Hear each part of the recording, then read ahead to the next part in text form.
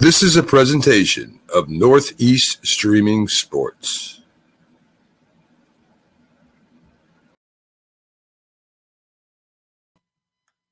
And good Saturday morning to everyone. Let's make today a great day. You know, even though the Yankees lost yesterday, and we are going to be talking a lot about that, there's still hope, of course. The series with Cleveland is now tied at 1 game each. The worry for Yankee fans is that they lost yesterday, Friday, in a way that is very reminiscent of the way the Yankees have lost a lot of postseason games. They seem to just score when they hit home runs. They don't necessarily have great at-bats. The pitching eventually gives up a few runs. Really wasn't the pitching's fault yesterday.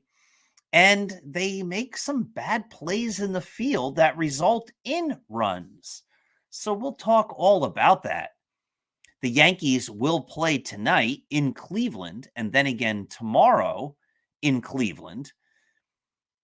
And then, should there be the need, they'll play again on Monday in Yankee Stadium in what would be a winner-take-all Game 5.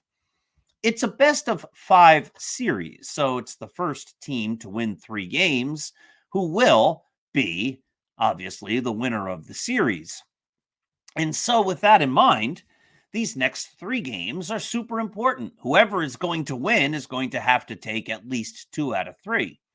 Now, maybe they can win 2 out of 2 and end it all by Sunday. But there'll definitely be baseball today, Saturday, and tomorrow, Sunday. Now, normally we do this show live, but I have a lot of conflicts on Saturday morning while this is on. So this is actually being recorded yesterday on Friday. So if I make some mistakes and I say earlier today or whatever, that's because I just finished watching the Yankees lose. All right, so they lost. There were some bad signs in the game. I don't even know where to start, but let's start with this one. The Yankees went 0 for 7 with runners in scoring position. Now, sometimes those statistics can be somewhat misleading. I mean, Kyle Higashioka hit a hard line drive, which almost looked like it might win the ball game for the Yankees for all intents and purposes, and it didn't. It was caught. But still, the fact remains the Yankees failed to hit with runners in scoring position. And if it was just 1 game, okay. But this does seem to be a pattern of how the Yankees operate in the postseason. They build these teams to hit lots of home runs, and they do hit lots of home runs. But when you go up against the best pitchers, the home runs don't seem to come as frequently. And then you're stuck with a team that doesn't seem to have a way to figure out how to score. And that, of course, becomes problematic. So, listen, they lost 1 game. A few days ago, they won a game. They looked pretty good. They won 4-1. They were down 1-0. Garrett Cole pitched a terrific game, and they scored 4 runs. They were looking good. Harrison Bader hit a big home run. Things were looking terrific. Yesterday, they didn't look as terrific. Nestor Cortez seemed to struggle from the start. He just didn't seem to have his good stuff. And then, because the Yankees bullpen is short, they don't have a lights-out bullpen. It became, who's next? And the guys they brought in, by and large, did a pretty good job. It got to the point where they had to go to a starting pitcher, Jameson Taillon. And, well, that's where it all fell apart. But, let's be fair. The first hit was a bloop, followed by a bad throw by Josh Donaldson that allowed the runner, Ramirez, to get all the way to third. And then the next hit was a bloop. And then the next hit was a pretty good shot into deep center field. And I'm pretty sure that on most days is a double. But the thing that concerns me about that hit was that Harrison Bader, the Yankees center fielder, took a terrible route to that ball. Instead of going back, it seemed like he went sideways, and then the ball went over his head.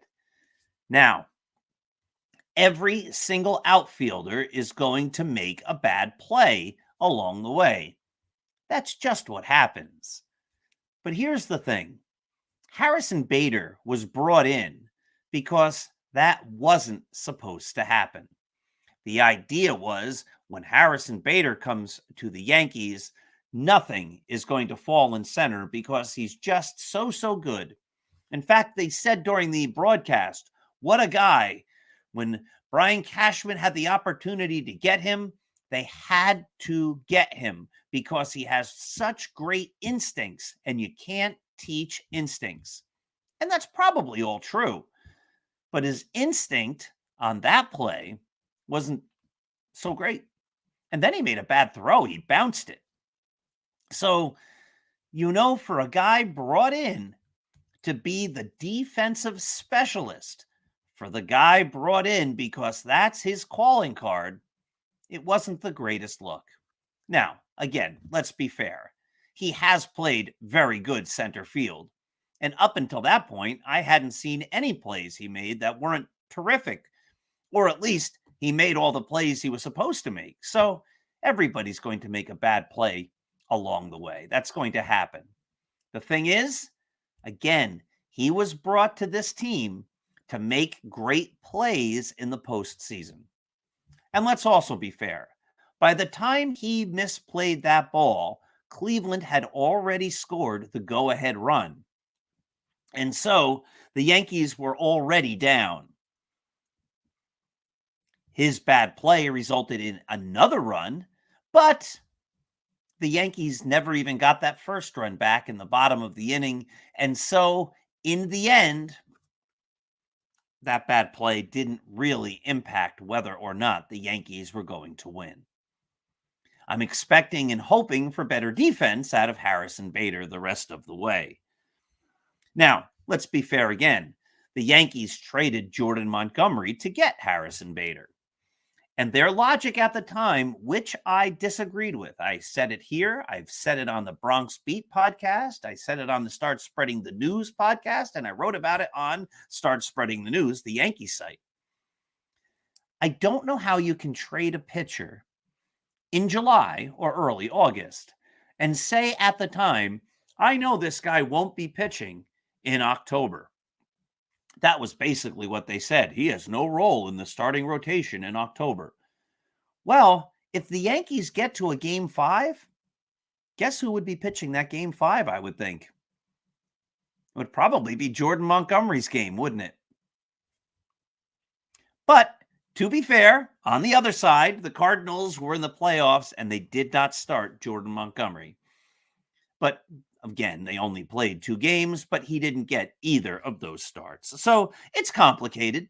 Nothing is perfect, but it'll be interesting to see how this all plays out. Now, what's a big concern? I'll tell you what a big concern is. Aaron Judge. Aaron Judge looks terrible. I think the statistic from a number of years ago, 2017, was he went 1 for 20 against Cleveland in the postseason, striking out 16 times. Yikes. Well, guess what? We're seeing the same kind of performance again. He walked in the first game, but in yesterday's game, he went 0 for 5 and he struck out 4 times. He looks completely lost at the plate. He also played a ball in right field and made a horrific throw that sailed way over the catcher's head. Now listen, Aaron Judge is coming off a phenomenal season. He hit 62 home runs. E.J. Fagan from the Bronx Beat podcast and from the Start Spreading the News program here on the Northeast Streaming Sports Network has made the point that Aaron Judge's season that he just enjoyed was one of the greatest ever. So, listen, anybody can have a bad couple of games. My concern is this isn't the first time he's had some bad games in the postseason. It's not the first time he's had bad games against Cleveland in the postseason. And he's looked awful.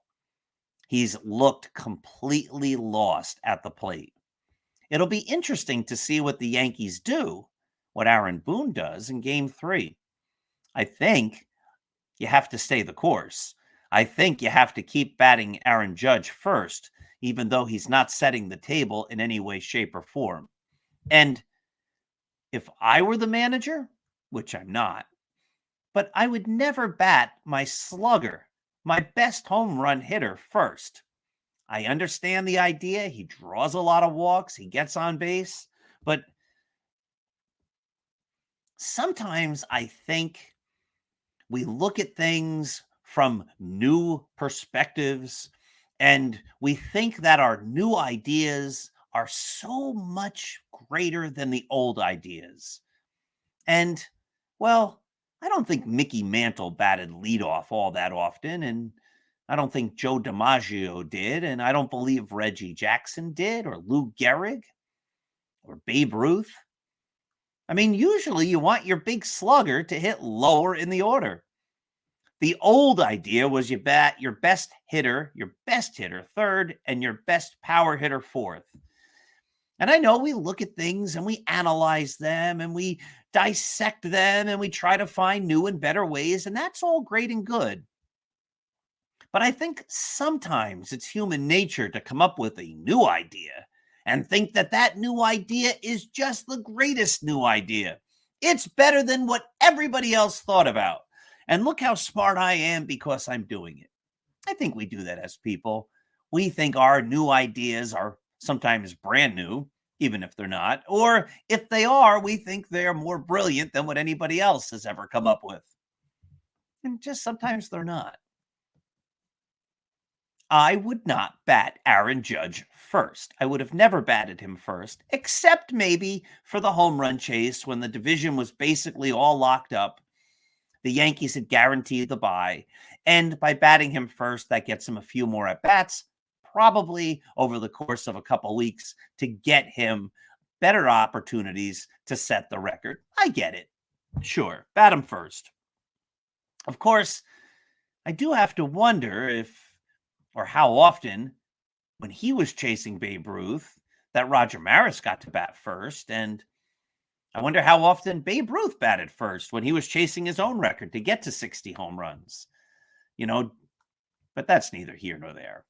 So I get the idea of batting him first when the games don't count as much and when he's chasing a record. Why not? Give him an opportunity. But in games that matter, he would not be my leadoff hitter ever. I'd be batting Aaron Judge either third or fourth. I don't even like batting him second. But anyway, let's hope Aaron Judge figures out why he's not hitting. If he doesn't hit, he's carried the Yankees for most of the year. If he doesn't hit, the Yankees are in trouble. Which then brings up this question. Let's assume the Yankees, God forbid, let's assume the Yankees lose this series to Cleveland. Let's assume Cleveland wins the next 2 games even. Doesn't even get back to Yankee Stadium. And I hope none of this really happens, but what if Aaron Judge has 2 more bad games? He gets 1 more hit or no more hits and strikes out 6 or 8 more times. Does that hurt? Would that hurt his impending free agency? If you were a ball club, would you look at a 4-game sample and say, I was going to pay that guy $35, $38, $40 million a year for 7, 8, 10 years. But based upon how he just showed up in the playoffs and didn't do well, I don't think I want to spend that money on this guy. I would tend to think that most clubs wouldn't look at a 4-game series and make a big decision. But they might. It wouldn't be the first time. And another crazy thought, but think about this. If the Yankees don't sign Judge, and if the Yankees lose this series, and if Judge does poorly as the Yankees lose this series, a lot of ifs, but if all that happens, would losing Judge hurt a little less?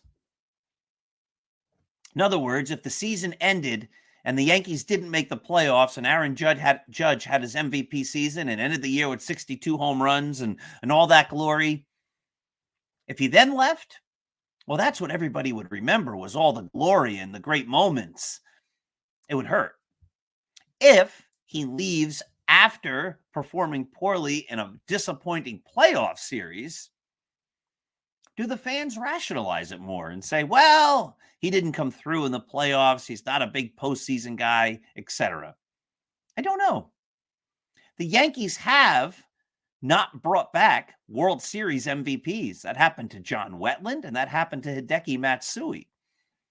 They won the MVP of the World Series, and then they weren't back the next year. So it happens the other way as well. Just interesting things to think about. And the Aaron Judge contract is going to be something we think about and talk about a lot this winter. And oh my goodness, I can almost guarantee you that story is going to last, through November, through December, and into January.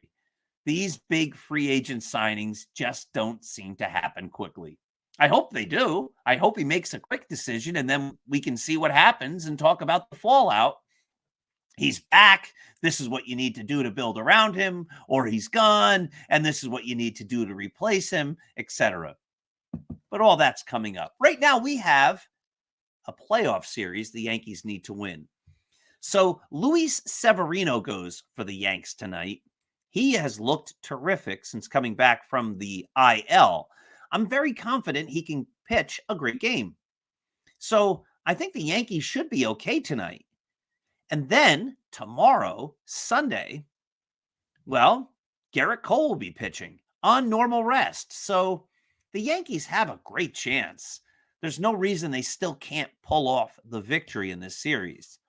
My concern is their approach at the plate, which seems to be the same thing every series.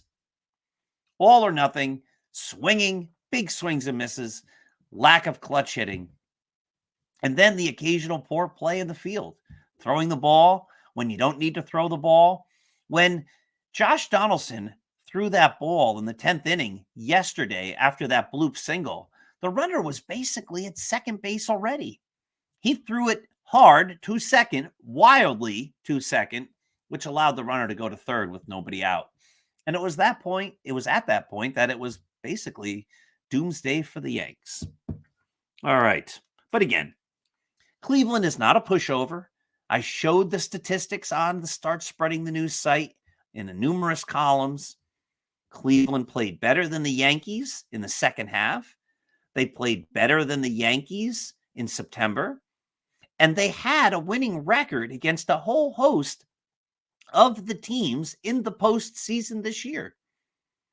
They can play with the good teams. They can hang with the big boys. And guess what?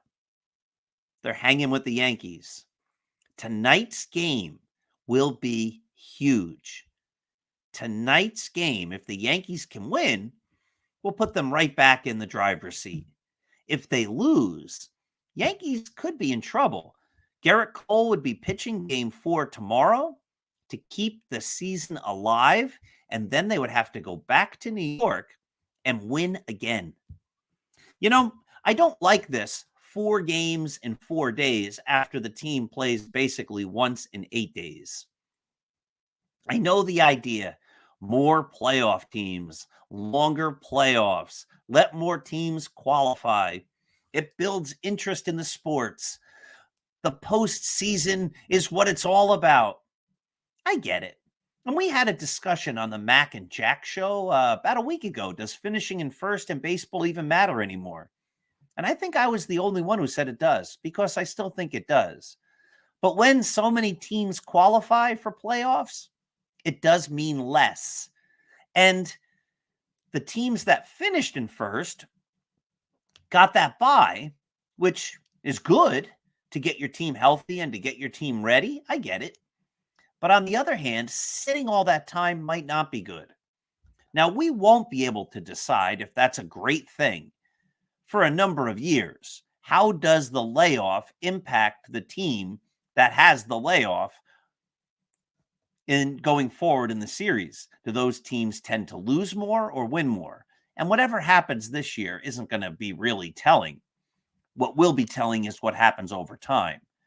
I'm not a big fan of the fact that the team that wins gets to sit for all that time. But then what happens is what happened with the Yankees. All of a sudden, there's a game, then a scheduled day off, which made no sense, then a rain out, and then all of a sudden you have a couple more days off. And then after playing once in like 8 or 9 days, now they're playing 4 days in a row. Friday, Saturday, Sunday, Monday, along with a Friday game, traveling to Cleveland, 2 games in Cleveland, and if it continues, then they have to travel back to New York and play Monday. They have to do something with that scheduling. They have to come up with a better way. You can't play once in 8 days and then play 4 days in a row. It just doesn't seem right. And I don't think the human body operates that way so well. You know, I know you're practicing, you're getting in game mode when you're not playing, but it's not the same. And I think it's asking for injuries, or at least I think an argument could be made that you can't go from 0 to 500 miles an hour for 4 straight days after sort of being idle for a little over a week. It just doesn't seem like it makes a whole lot of sense. So I think this is something baseball is going to have to look into. Hey, what are you doing on November 17th? Do you live in the Bergen County area or northern New Jersey? Do you live close to northern New Jersey? You might be in Connecticut or New York. You might even be in Pennsylvania. Well, if you go to the Start Spreading the News site, there's a little banner on the right-hand side of the screen. There's going to be a phenomenal event on November 17th on the campus of Ramapo College, an evening with Yankees great Roy White. I'll be hosting the event. As many of you know, I have worked with Roy White over the course of this last year to write his autobiography, From Compton to the Bronx. That's coming out next April from Artemisia Publishing. It's going to be so great.